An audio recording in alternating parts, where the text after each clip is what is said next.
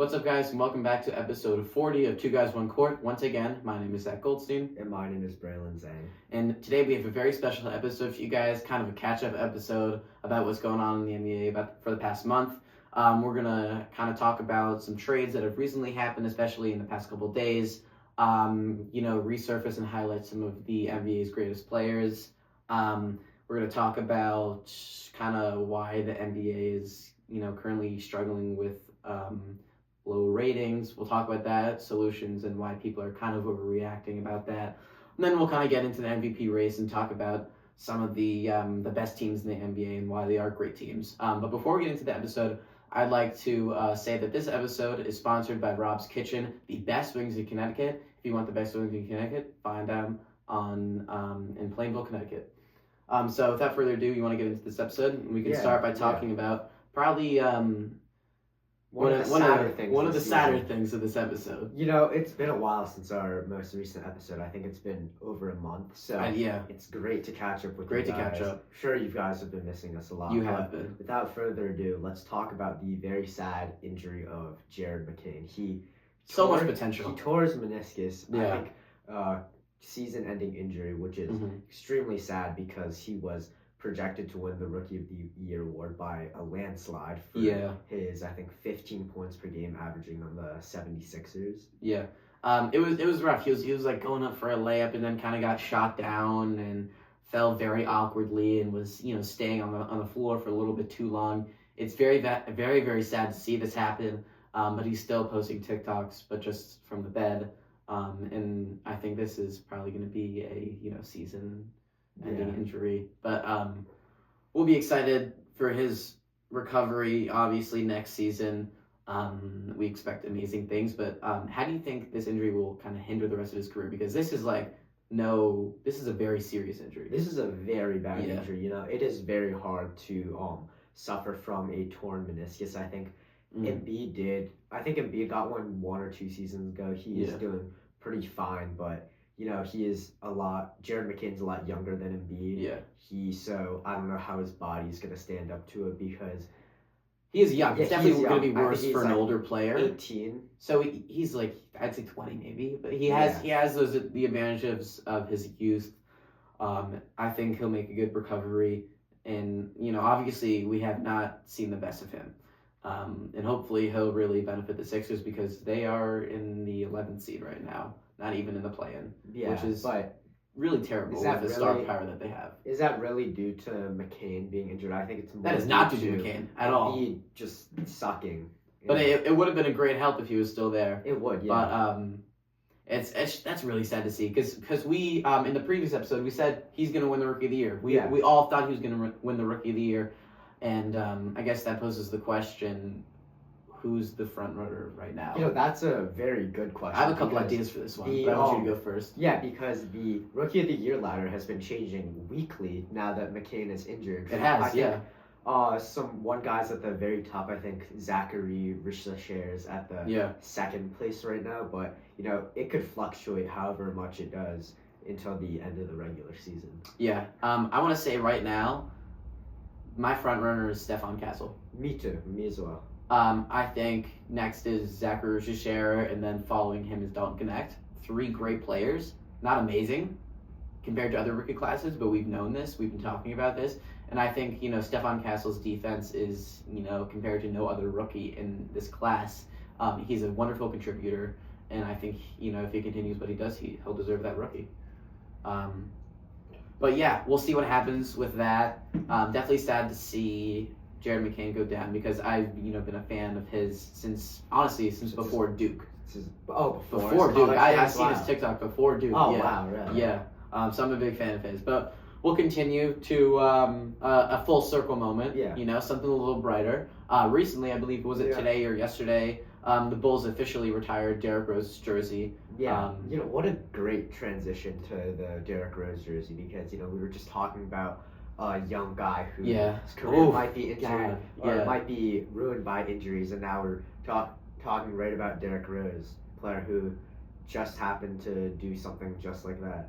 Yeah, Derrick Rose had a very, very good career, no doubt, but it is extremely evident that his his injury with the Bulls really hindered the rest of his career and, caused him to be extremely injury riddled and, not play in his 2011 MVP form anymore. Mm-hmm. I really don't want to see that happen with Jared McCain, but we understand that it's a possibility. But there are some strong similarities between those two players. They bring a lot of excitement to the game, and it's really, really gratifying to see that the Bulls are going to recognize such a great player. He brought a lot of hope to the Bulls. I know they're not doing so hot right now, and they haven't been doing amazing since Jordan left, but I think, one glimpse of hope that the Bulls had was Derrick Rose. He had a phenomenal MVP season. He didn't stay with the Bulls for too long, but I think the impact that he made was everlasting in Chicago. Yeah, but do you think he deserved the jersey retirement? Listen, I you don't want to sound like, you don't know what you're talking about, or you don't want to sound like an idiot, but I'm not a hater, but, you can get, it should take a lot more to get your jersey retired. Yeah, me as well. It really does suck for someone so talented and young to get injured, but, is like sympathy and that and just like being nice because of the fact that he got injured worthy we are retirement. We're throwing no shade to him, but absolutely no hate whatsoever. But he really couldn't control that. He could have had his jersey retired properly, and we would have respected it. If for some reason he didn't have his really terrible injury, but he had his terrible injury, and it clearly affected his career. I mean, the NBA is not sunshines and unicorns. It's sunshines and rainbows, right? It's the real world. It's the real world. I clearly, he's been a great player, but I don't think he's deserving of getting his jersey. Yeah, I mean, good for him for getting his jersey retired, but I mean, if you were just to throw another guy who was MVP level but got injured, do you think that guy would have won or got his jersey retired? Honestly, it really depends on the impact that they have. And listen, that's amazing, but who knows if it was deserving. But he got it anyway. Yeah, good for him. All we have to do is talk about it. We'll never have our jersey retired. Yeah. Maybe in United Center, but who knows? But congrats to him. And then we're moving on to another kind of exciting thing that's happening. Kawhi Leonard with the Los Angeles Clippers is making his long-awaited season debut since last season in the Intuit Dome. I believe he's coming off a knee injury, and he will be playing his first game this season against the Hawks, coming off of a season where he averaged 24 points per game, 6 rebounds, 3.6 assists, with an amazing 52% from the field and 41% from three. So how do you think he's going to be performing for his first game back off this knee injury? I think it's going to be a slow start. We know he's aging. This Clippers team has very limited youth on it. They have a lot of aging superstars that are clearly past their prime, but Kawhi Leonard still has some fight, some game in him. Yeah, absolutely. Yeah, it was very sad to see. Like we kind of had noticed ahead of time that he would maybe, need extra time to prepare for the season because he dropped out of being a part of the, infamous Olympic team for the USA. But I think he's going to have a very slow start to his season because he's taking extra time. I don't think he wants to risk anything else. He doesn't have that many years left in the NBA. But again, the Clippers need his help. Yeah, definitely. As for how many I think he's going to drop and if they end up with a win, I think that Kawhi is going to score around 20 points. Mm-hmm. The Hawks are basically dead in the middle for defensive rating in the NBA. So I don't expect a crazy game from him, but since he did get injured, I think he's going to score a little less than what he was scoring last year. Yeah, but the Clippers are in the 7th spot right now. They're kind of hanging in there. And I think that, his presence, he's not a very, extroverted, loud dude, but he can really help a basketball team. And I think he'll hopefully boost their standings throughout time. It won't be like an immediate impact. You clearly see it. But we're excited for his return. And kind of another bright thing that we have a little bit of shade to throw. We have the other son of our glorious king, LeBron James. Bryce James probably, what was it, 2 days ago, officially committed to the University of Arizona to play basketball. Yeah. What are your thoughts on that? Because I have many. Good for him. Good for him. And, Great for him. I'm very happy that another James son has gone to the Division I level. We love this family. I think Bron James absolutely deserved to play for USC. He was, I think, 19th for high school basketball in America. He put up 20 bombs. He played amazing in high school. He was a great high school especially player, on Sierra Canyon, Bryce, not so much. Not so much. He averages around 6 points per game, and if he didn't have the last name James, he'd be off to college, probably studying maybe business or finance. That would make sense. I wouldn't see him as a pre-med or engineering type. Yeah. But listen, if you're averaging 6 points in high school, you're barely on the team. Yeah. You're not a beneficial factor. We just know how much that connections and your name can help you in life. And who knows? He's going to spend 4 years at Arizona. That's without a doubt. He's not going to get drafted after his first, second, or third year. Yeah. I think if, they gave him time to develop, he could become a pretty solid college player. But I think his, NBA aspirations will go as far as Michael Jordan's son, which ended in college. Yeah, it did. For someone who averages 6 points per game, being offered by such a good Division They're a great team basketball school that's kind of absurd. Yeah, he's a liability. You have to you have to score maybe like 20 points per game, 30 points per game to get a D1 scholarship to a school, let alone if it's as good as Arizona. I think it'd be way more fair to give that spot up to a person who deserves it. Maybe making 7 points a game or 8. Listen, Arizona's always in March Madness. They were seeded third or second last year. They're doing pretty well this year. I think they're 8, 9, and 5. They're doing amazing, and I think Bryce James. Obviously, he'll be riding the bench, but they probably see something in him. I don't really. What they see in him? They see money in him. They see money in him. Of LeBron James inside of him. This is a straight up publicity stunt. Definitely. They're gonna get a lot of money if people see Bryce James on this roster. I understand why the University of Arizona would give Bryce this opportunity. I don't think it's so much for his skills at basketball. It's his NIL. Yeah. It's his name, image, and likeness. I think, he'll get a lot of deals, and I think that'll be mutually beneficial for the school. And hopefully my desire for him is to develop over the years and become a solid college basketball player and have a, okay NCAA career. Yeah. And honestly, I really don't see him going to the NBA. I don't know about you, but I don't see him either. Unless if he goes actually insane college, he goes on a really good run. But that's just so unrealistic for someone who we've seen play for 4 years and who we've been tracking and following for 4 years. Yeah. And obviously we're hating right now, but let's see him score 7 points a game, and then we'll talk about this again. But to move on, we have some trades happening in the NBA. We'll talk about one trade that has finished, and then one trade that we believe will happen very soon. Yeah. Which is more of a blockbuster trade. But we'll start with the smaller trade. We have the Los Angeles Lakers trading D'Angelo Russell and Maxwell Lewis and 3 second-round picks to the Brooklyn Nets for Dorian Finney-Smith and Shake Milton. This is the second time that this trade has happened. Second time Time D'Lo's been on the Lakers. Second time he's been traded to the Nets. He's being played. He's been bouncing around. How much are we going to bet that he's going to get traded to the Warriors next season? I will bet it, then the Timberwolves, and then whatever, and then back to the Lakers and Nets again. It's a circle we're going through. We know that D'Angelo Russell has not been playing well for the Lakers.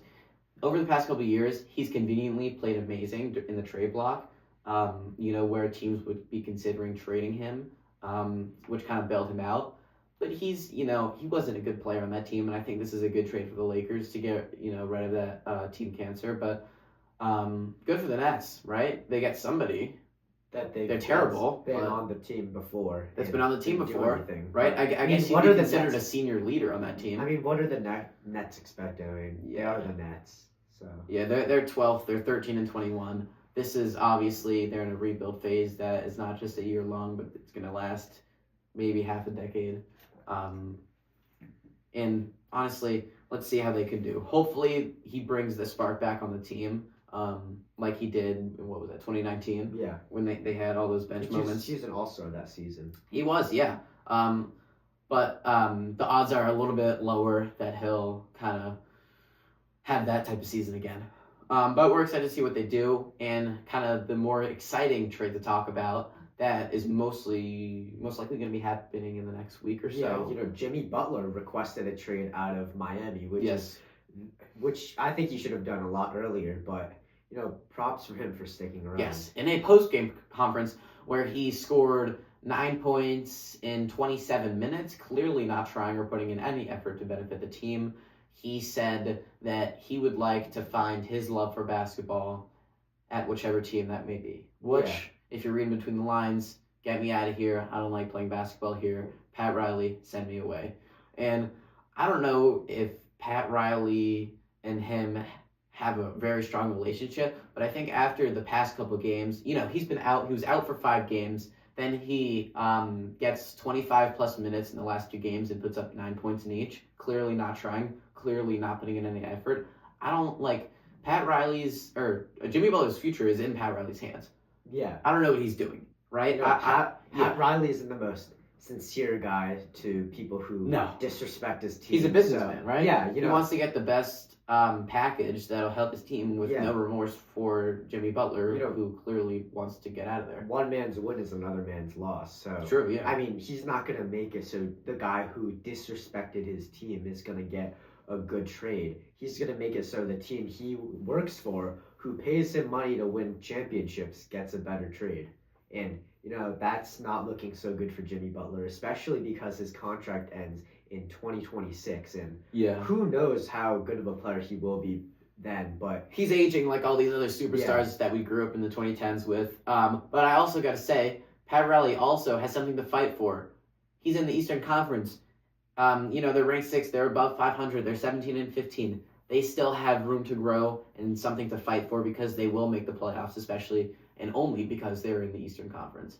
But after Jimmy's comments, this just promotes a lot of thought and speculation of where he will go. We have a pretty good set of ideas of where he'd go. Do you want to start with that? I was going to start off with the Golden State Warriors. Mm-hmm. Not only do we think this is a great fit. Yeah, not only do we think Jimmy Butler would love to go to a big market team in a big city, Golden State. Golden State, yeah. We also think he would benefit from joining a one-and-done championship team this year. A win-now team. Yeah. A 36 or 37-year-old Steph Curry will not be good for a long time. And a 36-year-old Jimmy Butler will not be good for a long time either. The Warriors both have been struggling. Have the ultimate win-now mentality, as Curry will not be providing a lot for the team in the next couple of years. And Curry is not getting younger. Yeah, and Curry is also not going to have any good Neither is Draymond soon. Yeah, but this team, the Warriors, are kind of one game above 500. They're 17-16. They're hanging into that 9 spot, hanging into the play-in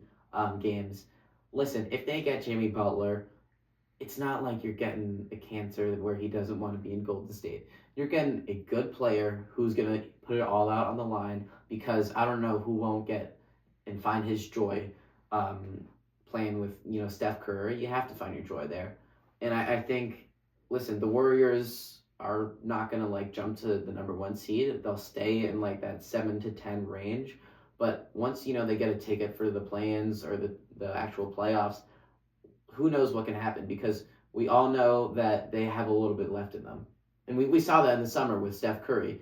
He took control when it mattered the most. And I hopefully they can do that and finally, get Jimmy a ring, right? Yeah, but, Jimmy Butler is not going to have good trade value especially after his contract ends. So I think the Heat or Jimmy has to figure something out soon, or else it's not going to end well for one party. Yeah, and you also said another team that could be plausible for him would be the Hornets. Yeah, and the reason why I think that is because who do the Hornets have? LaMelo Ball, and who else? Maybe Miles Bridges. He's not amazing. past. Yeah, really bad Really history, rough past, yeah. But LaMelo Ball has been insane this season. He's been scoring like 30 points with like 6 assists. He's been taking a lot of shots though. He's been playing great. He plays like he's in 2K. Basically, so, another near star on the team would really help him pass the ball a lot more, get more assists, score more points when he has a bad shot to take. So, I think it would be really beneficial for the Hornets to get someone like Jimmy Butler who can also be a leader and carry the ball a lot. Yeah, and you may be more surprised that we said the Hornets because, right, they're a small market team. How can they get that big salary that Jimmy's going to, ask for? But I don't think Pat Riley has a lot of good blood to share for him. I think, there's a little bit of a smoky past right now, and I think Pat Riley doesn't have his best interest and his best intent. You okay there? All right. Doesn't have his best intent in for Jimmy Butler, and he's probably not going to get his number one choice at all with the way he's treating his organization right now. Mm-hmm. But to move on, we have kind of something that's been going on this season in the NBA. It's not kind of with the players specifically or teams, but it's with the National Basketball Association. The ratings on streaming services have been skyrocketing down, plummeting into earth. Worst they've ever been. Why? Wonder why. You have to pay a buttload of money to watch every single team, every single game. These streaming services, all these different plans you have to pay, and it's not for us to talk about them or give advice, but the problem is very evident, right? Yeah, you have to pay like $200 to ESPN to be able to watch the NBA for one season. Yeah. NBA advertises their League Pass so much, but you can't even watch some of the games on League Pass. You have to watch them on ESPN, which I think is really bad for the NBA, especially how much they advertise it when ESPN is clearly the superior option when it's also so much more expensive. If the way to stream those games aren't changed, and the prices stay the same, I think that more people are just going to urge their way back to social media. It's free. They post there a lot. Each team has their own account that posts. You see the highlights. You see what's most important. And they're making money. They have advertisements. Every single team, every single post is advertised. They're making money off of social media. I think what's best for them in the meantime is to lean into that as their ratings are kind of plummeting right now. And when everybody's looking at the stats right now, they see NBA streams and NBA views are going down so much. They really aren't. They're just being overtaken by pirating websites that give you the game for completely free.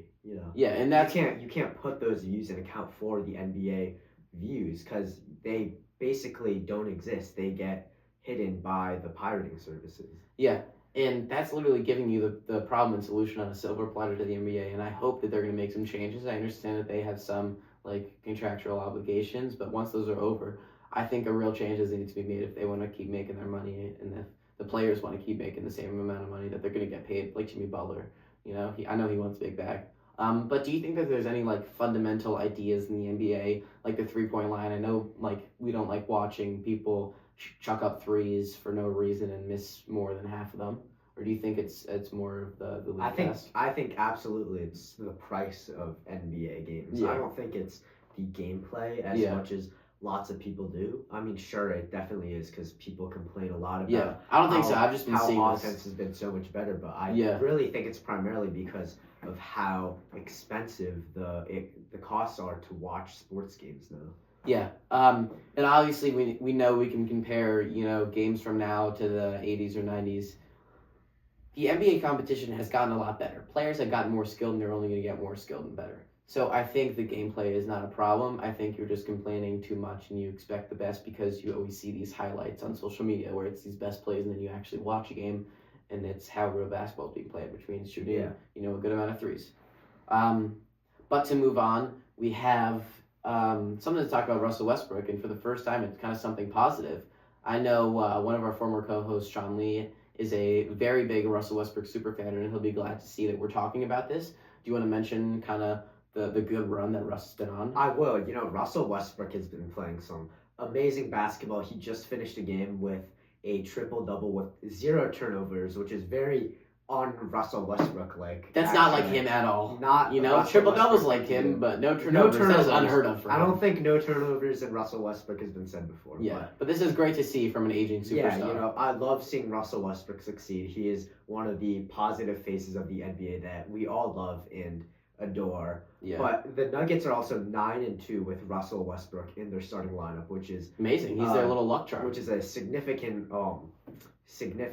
boost for their record right now, which is not amazing. They're 19-14. They're 5th in the West. They're hanging in there, but with the tough competition in the West, it'll always be nice to have a good luck charm, especially in one of our old beloved superstars, Russell Westbrook.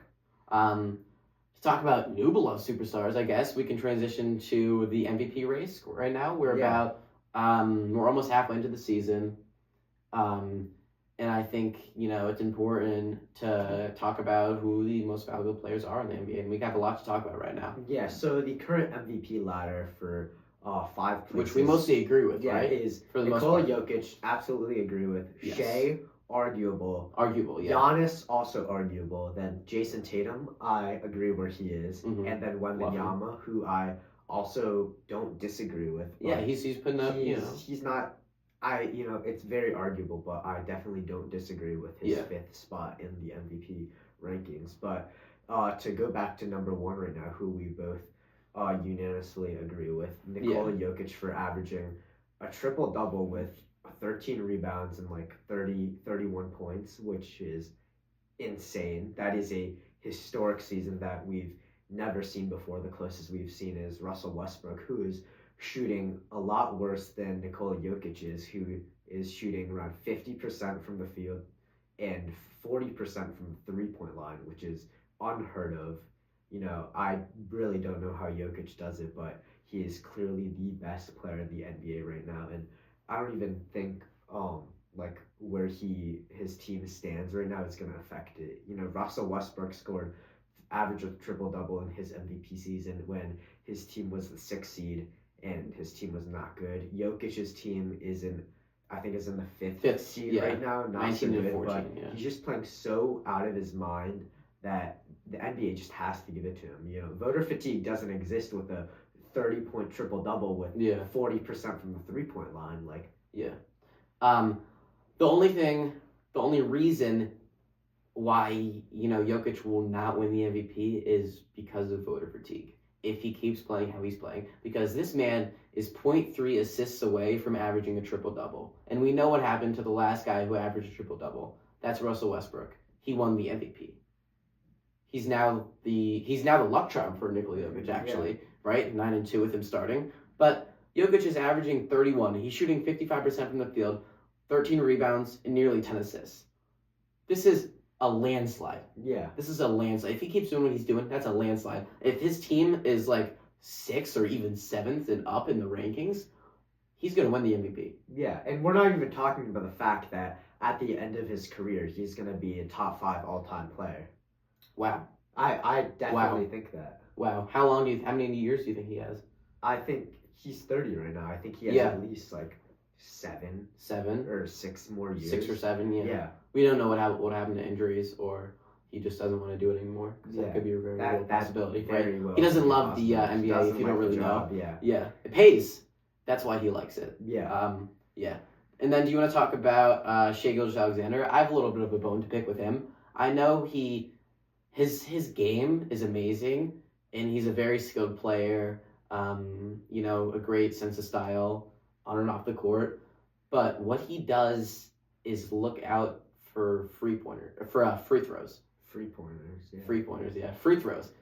That's his entire game. A third of his points are from free throws. Yeah. Right? They're from the line. And I don't think those are fake earned points. I don't think those are earned points at all. Right? Those are kind of fake. And I think that the points that Jokic are getting are a lot more impactful and beneficial and valuable to a team compared to Shai. I mean, there are 2 points to this argument. There's one side saying how they don't really count, they don't really matter, but the other side's also points are points.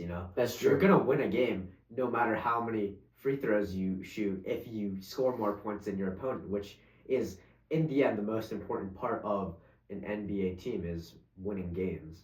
Stats are stats, but it's always deeper than that.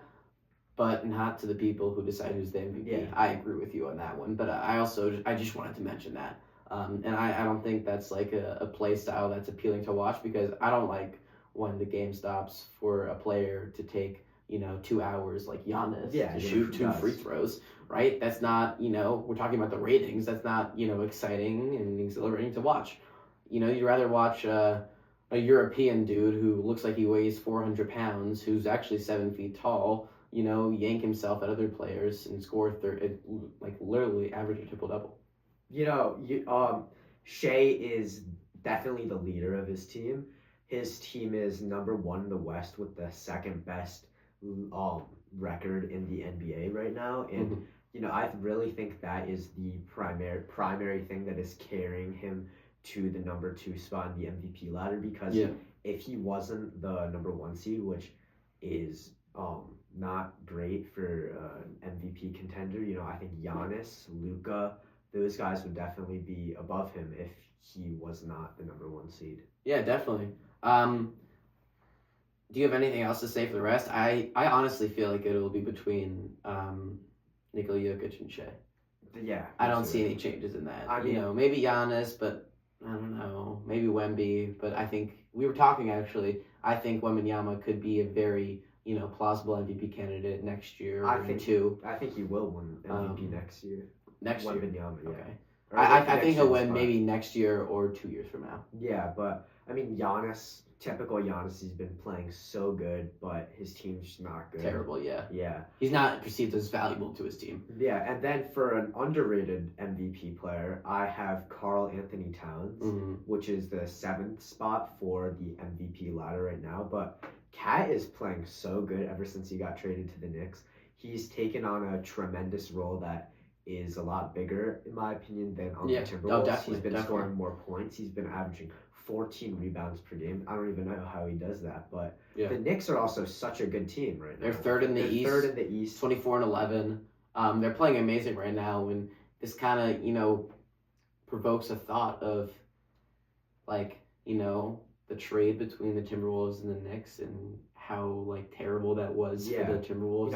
I said it before, but I'll say it again. The trade was really bad. I saw this the second that the trade was announced. The trade was going to be really bad for the Timberwolves. Julius Randle is a virus to any team he goes to. He's going to get hurt. He's not going to play great. And he's not going to be beneficial whatsoever for a team. He'll have a 35-point performance every 20 games, and that's not what you're looking for. Cat has been playing amazing. The Knicks have been playing amazing. Will they stand a chance against the Celtics or the Cavs? Possibly, but a lot bigger of a chance than the Timberwolves will stand against even a team like maybe the Rockets or the Thunder. I expect so much from the Timberwolves right now, especially Anthony Edwards, and he's not being that type of leader, and he's not being that guy this season so far. And to move on to different teams, I want to delve into why we think these 3 teams are so good in the NBA right now, in the Cavaliers, the Celtics, and the Thunder. So for the Cavaliers, they had the best start to the season since LeBron. Yeah. I think they were 15-0. Or since the Warriors. Yeah, and now that they are still amazing. They only have 4 losses, I believe, number 1 seed in the entire NBA. Yeah, they're 30-4 right now. The spread of their team is phenomenal. Yeah, it's kind of similar to the Celtics, where they have a guy that can shoot a 3-pointer, at least 4 or 5 of the people on the team on the court. Can hit a knockdown 3, can lock down on defense. The spacing. And the load management of both of those teams are kind of phenomenal, and that's why they're the top 2 in the East right now, with the Celtics being 26-9. Yeah, but a reason for the Cavaliers being so good, they have such a good mix of offensive and defensive players. They have Evan Mobley, they have Donovan Mitchell, Darius Garland. Such good players, especially in the offensive and defensive categories and their specifications. They just have a great prowess for each side of the court that they're on. Definitely, yeah. And now for the Thunder are one of the youngest teams in the league. they're also one of the best teams in the league, and the way they do it is by having such insane chemistry between all of their players. All of their players are like really good friends off the court. Yeah, and that's what happens when you have a bunch of young guys on a team. They're gonna build a camaraderie. They're gonna build relationships with OKC. I know they have a good relationship with a local news reporter. Yeah. In OKC, and everybody gives a lot of credit for the Cavs with their record, right? They're 30-4, but the Thunder, they're one game behind. Yeah. They're 29-5. These teams are basically the same. Yeah, absolutely. It's back to what Zach said. It's so easy to build such good chemistry with people who are all the same age. So similar like walking people. into a classroom with people in your grade. It's so easy to build friendships, and good friendships equals good passes and good court chemistry. Wow, that's an amazing sentiment. But I think that truly adds to how these teams are gonna probably be. At least two of these teams will be in the championship, right? Definitely. Right, they'll be in the finals. Mm-hmm. In case some weird thing happens, like the Mavs find their way, like last year, or something very unexpected, or injuries, or a change in morale, whatever. These teams are the hottest and will continue to be the best in the NBA. Yeah. And honestly, I will not be surprised one bit if the Thunder make the finals, and probably the Cavs or Celtics. Me either. Yeah. And now, to move on to your favorite team, do you want to start us off with how the Boston Celtics are so good? With Kristaps Porzingis returning, this team is basically unstoppable. I've said this before. At any given moment, each player on the court can literally play 3, 4, or 5 out of the 5 positions, and that's just something you don't see. There's no ball dominant player because the players are so dominant. The players are amazing on this team. We realized and we saw, the configuration of Jesus in the past couple years. That's Derek White, right? He was literally a nobody on the Spurs. Yeah, he was a nobody. We stole him. And now he's averaging 17 points per game as one of the best defensive guards in the entire league. He's playing amazing. So is Jaylen Brown. So is Jason Tatum. Jason's like 4th or 5th in MVP voting. He's playing amazing. We're not even going to talk about Peyton Pritchard. Peyton Pritchard, playoff P. Gets scared when the C's come to the playoffs. Gets scared when he crosses half court, right? Or even right behind half court when that buzzer's about to hit 0. You're going to get an extra 3 if you're a Celtics fan. Yeah. It's honestly insane to see how, collusive this team is on the court.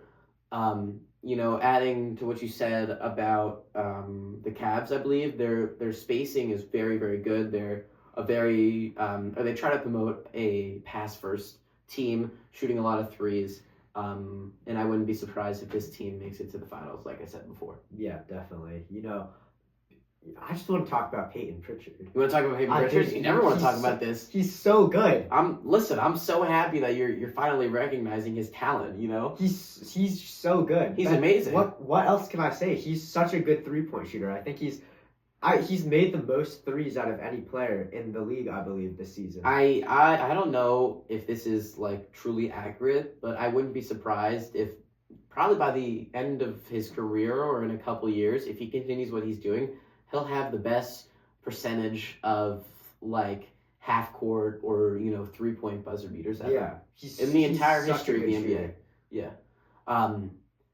and I think he'll add a lot because Celtics, they don't buy their players, right? We develop them, and these no-name players where you just like see their name and not be scared, not expect anything, have kind of developed into like some really foundational pieces for this team, that helped them get to the finals in 2022, that helped them win the finals last year, and that will, help them push for a deep playoff run this year as this team's in their prime. Yeah. Right? Both the Cavs and the Celtics are in their prime right now, and the Thunder are arguably in their first or second year. Yeah.